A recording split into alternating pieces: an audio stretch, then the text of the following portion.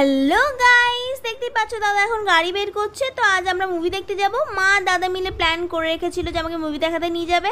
তো আমি স্কুল থেকে এসেই তো খুবই এক্সাইটেড ছিলাম। তারপর তাড়াতাড়ি রেডি হয়ে পড়লাম। তারপরে আমরা তো এখন তাড়াতাড়ি যেহেতু পৌঁছে গেছি, তো দাদা বললো চ একটু কেএফসিতে তোকে একটু খাই নিয়ে আসি। তো আমরা এখন আছি, তো দাদা এখন অর্ডার দিচ্ছে। তো দেখো আমি আর মা দাদা গিয়েছিলাম, আমি এখন বসে আছি। তারপর দাদা হঠাৎ নিয়ে এলো অর্ডারটা। তারপর দেখো আমার এই লেগ পিসটা খেতে দারুণ লাগছিল।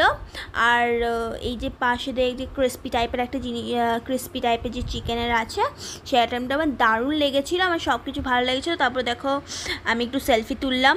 তারপরে এবার আমরা মুভির দেখতে যাব। তো টাইম তখন হয়নি, তো ওই জন্য তারপরে আমরা ভাবলাম যে একটু স্মার্ট বাজারে গিয়ে একটু কিছু কিনে নিই। তো আমার প্রত্যেকটা কালেকশন খুব ভালো লাগছিলো, ওই জন্য কয়েকটা জিনিস কিনলাম। ওই টপ, কুর্তি এইগুলো একটু কিনলাম। মা আর আমার দুজনারই হলো কেনা। তো তারপরে টাইম হয়ে গেল, তো আমরা এখন সিনেমা হলে চলে গেলাম। তারপরে দেখতেই পাচ্ছ তো মুভি দেখার টাইম। তারপরে এই দেখো আমরা এখন কালকি মুভি দেখছি।